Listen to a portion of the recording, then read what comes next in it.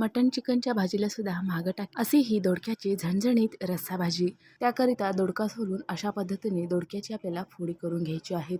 आता एका कढईमध्ये थोडंसं तेल घालायचं, त्यामध्ये एक बारीक चिरलेला कांदा हलका गुलाबी होईपर्यंत परतून घेतल्यानंतर अद्रक आणि लसूण घातलं। थोडंसं परतून झाल्यानंतर कढीपत्ता, कोथिंबीर, खोबरं घालून चांगलं परतून घेतलं।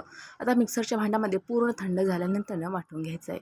त्याच कढईमध्ये मोठा चमचा तेल, अर्धा चमचा तूप घालून त्यामध्ये जिरे मोहरी चांगली तडतडल्यानंतर 2 चमचा तिखट घालून घेतलं। नंतर बारीक चिरलेलं टोमॅटो, धणेपूड घालून चांगलं परतून घ्यायचं। वाटलेला मसाला घालायचा, चांगलं तेल सुटेपर्यंत परतून घेतलं। नंतर 3 तासापर्यंत भिजलेली हरभऱ्याची डाळ कापून घेतली। दोडके, 2 चमचा शेंगदाण्याची पावडर घालून चांगलं परतून घ्यायचं। थोडंसं पाणी टाकून 2 मिनिटे वाफवून घेतलं। 2 मिनिटानंतर गरम पाणी घालून चांगलं मिक्स केलं। चवीपुरतं मीठ घालायचं आहे। झाकून अगदी मंद आचेवरती 10 मिनिटे भाजीला शिजवून घेतलं आणि तयार आहे एकदम मस्त अशी चमचमीत दोडक्याची रस्सा भाजी। आवडल्यास लाईक, शेअर, सबस्क्राईब।